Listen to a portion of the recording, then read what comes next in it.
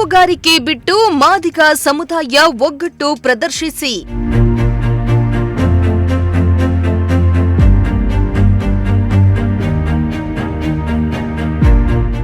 ಗುಬ್ಬಿಯಲ್ಲಿ Madiga ಜನಾಂಗದವರಿಗೆ YH Huchchaiah ಕರೆ.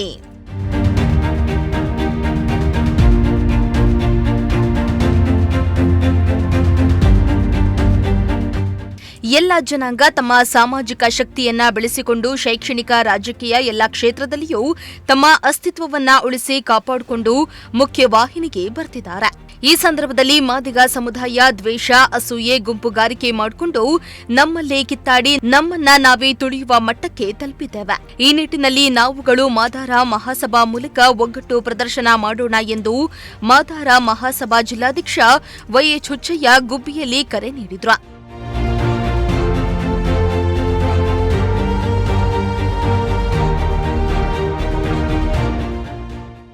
ಇನ್ನು ಪಟ್ಟಣದ ತಾಲೂಕು ಪಂಚಾಯಿತಿ ಸಭಾಂಗಣದಲ್ಲಿ ನಡೆದ ಮಾದಾರ ಮಹಾಸಭಾ ತಾಲೂಕು ಸಮಿತಿ ರಚನೆಯ ಪೂರ್ವಭಾವಿ ಸಭೆಯಲ್ಲಿ ಮಾತನಾಡಿದ ಅವರು, ಮೀಸಲಾತಿ ಗಳಿಸಲು ಸತತ 35 ವರ್ಷಗಳ ಹೋರಾಟ ನಡೆಸಿದ್ದೇವೆ.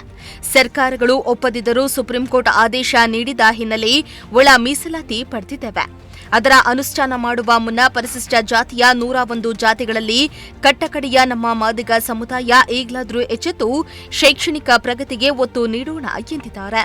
ಇಂತಹ ಕಷ್ಟದ ಪರಿಸ್ಥಿತಿನಲ್ಲಿ ನಾವು ಹೋಗ್ತಾ ಇರುವಾಗ ನಾವು ಎಚ್ಚರಾಗಿದ್ದೀವಿ.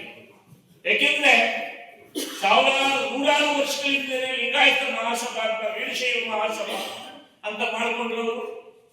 ಒಕ್ಕಲಿಗರು ತದನಂತರ ನಾವು ಕೆಂಪೇಗೌಡ ಮಹಾಸಭಾ, ಒಕ್ಕಲಿಗ ಮಹಾಸಭಾ ಅಂತ ಅವ್ರು ಮಾಡಿಕೊಂಡ್ರು. ಇತರೆ ಜನಾಂಗದವರು ಅವರವ್ರನ್ನೆಲ್ಲ ಮಾಡಿಕೊಂಡ್ರು. ಚಲವಾದಿ ಮಹಾಸಭಾ ಅಂತ ನಮ್ಮ ಬಲಗೈನವ್ರು ಮಾಡಿಕೊಂಡ್ರು. ನಾವು ಇನ್ನೂ ಕೂಡ ತಿನ್ಕಾಡ್ತಾ ಬಿಟ್ಟಿದ್ದೀವಿ. ಈ ಮಹಾಸಭಾ ಮಾಡ್ಕೊಂಡ ಮೇಲೆ ನಾನು ಒಂದು ಹೆಸರಿಲ್ಲ, ನಮ್ಮ ಮಾದೇವಪ್ಪನವರಿಗೆ ನಾವು ಮಹಾಸಭಾವನ್ನು ಮಾಡಿದ್ದೀವಿ. ಮಹಾಸಭಾ ಮಾಡಿರುವಂಥದ್ದು ನೀವೆಲ್ಲರಿಗೂ ಎಚ್ಚರ ಇರಬೇಕು. ನೀವು ಯಾವುದೇ ಪಕ್ಷದ ಸದಸ್ಯರಾಗಿರಲಿ, ಯಾವುದೇ ಪಕ್ಷದಲ್ಲಿ ಕೆಲಸ ಮಾಡ್ತಾ ಇರಲಿ, ಮೊದಲನೇದಾಗಿ ನೀವು ಮಾದಿಗರಾಗಲಿ. ಇನ್ನು ಮಾದಾರ ಮಹಾಸಭಾ ರಾಜ್ಯ ಉಪಾಧ್ಯಕ್ಷ ಮಾಜಿ ಶಾಸಕ ತಿಮ್ಮರಾಯಪ್ಪ ಮಾತನಾಡಿ, ಮಾದಾರ ಮಹಾಸಭಾ ಎಲ್ಲಾ ಜಾತಿ ಜನಾಂಗದವರಂತೆ ಶಕ್ತಿ ಹೆಚ್ಚಿಸಬೇಕಾಗಿದೆ. 45 ರಾಜ್ಯ ಕಾರ್ಯಕಾರಿಣಿ ಸಮಿತಿಗೆ ತಾತ್ಕಾಲಿಕ ಶಕ್ತಿ ತುಂಬಲು ಜಿಲ್ಲಾ ಮತ್ತು ತಾಲೂಕು ಸಭಾ ಸಮಿತಿ ರಚಿಸಲಾಗಿದೆ. ಸದಸ್ಯತ್ವ ಅಭಿಯಾನ ಮುಗಿದ ಬಳಿಕ ಚುನಾವಣೆ ಮೂಲಕ ಸಮಿತಿ ರಚನೆಯಾಗಲಿದೆ. ಮೀಸಲಾತಿ ಸವಲತ್ತುಗಳ ಬಗ್ಗೆ ತ್ವರಿತಗತಿಯಲ್ಲಿ ಮುಂದುವರೆಸಲು ಮಹಾಸಭಾ ಕೆಲಸ ಮಾಡಲಿದೆ ಎಂದಿದ್ದಾರೆ. ಮಾದಾರ ಮಹಾಸಭಾ ಜಿಲ್ಲಾ ಕಮಿಟಿಯ ರಚನೆಯಾಗಿದೆ. ಆ ಜಿಲ್ಲಾ ಕಮಿಟಿ ರಚನೆ ಕೂಡ ನಮ್ಮ ರಾಜ್ಯಾಧ್ಯಕ್ಷರು ಕೆ. ಸುನೀಲ್ ಕುಮಾರ್ ಅವರ ಸಮಕ್ಷಮದಲ್ಲಿ ಮನುಷ್ಯರ ಮುಖಂಡರಲ್ಲಿ ಸೇರಿಸಿ, ಜಿಲ್ಲೆಯ ಮುಖಂಡರಲ್ಲಿ ಸೇರಿಸಿ ಒಂದು ಕಮಿಟಿಯನ್ನು ರಚನೆ ಮಾಡಿದ್ದಾರೆ. ಮಾದಾರ ಮಹಾಸಭಾ ಉದ್ದೇಶಗಳು ಇದು 2014 ಸಾಲಿನಲ್ಲಿ ಮೀಸಲಾತಿಗಳ ಒಂದು ಸಮಸ್ಯೆ ಇದೆ.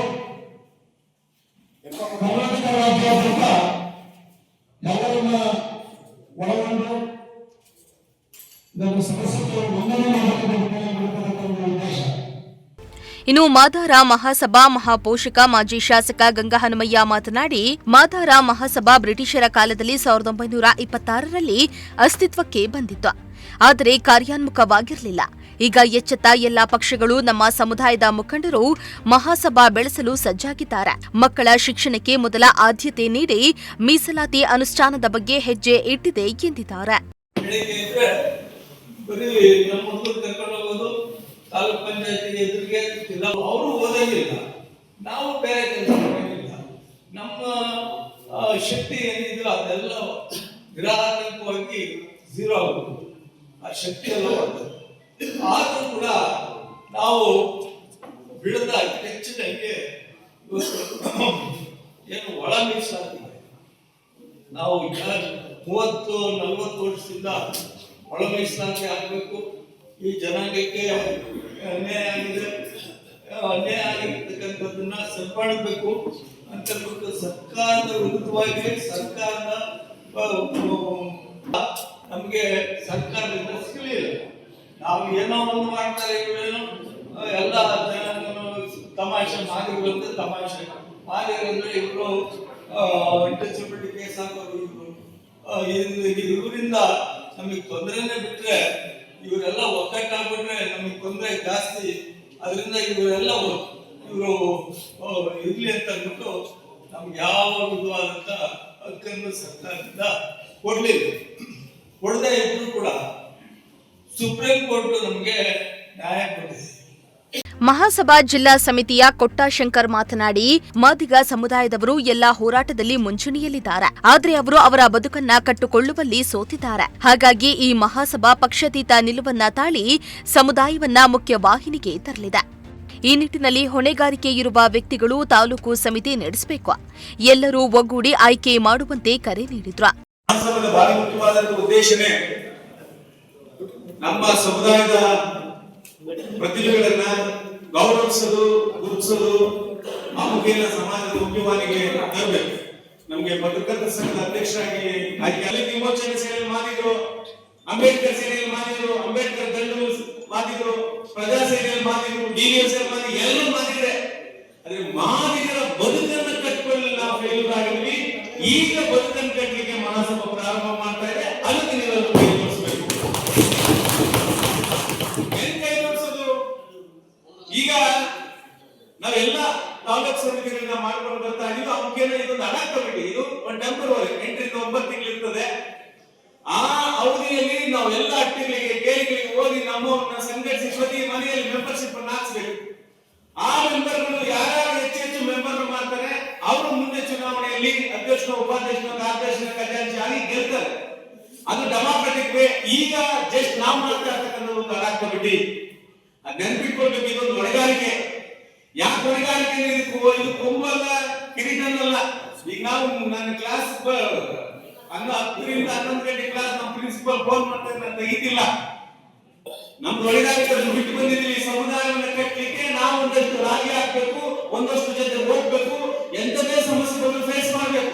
ಇನ್ನು ಈ ಸಂದರ್ಭದಲ್ಲಿ ಮಾದಾರ ಮಹಾಸಭಾ ಪದಾಧಿಕಾರಿಗಳ ಕೋಡಿಯಾಲ ಮಹದೇವು, ಜಿಬಿ ಮಂಜುನಾಥ, ನಿಟ್ಟೂರು ರಂಗಸ್ವಾಮಿ, ಕಡಬ ಶಂಕರ್, ಪಾಂಡುರಂಗಯ್ಯ, ಚೇಳೂರು ಶಿವನಂಜಪ್ಪ ಸೇರಿ ಇನ್ನಿತರರು ಹಾಜರಿದ್ದರು.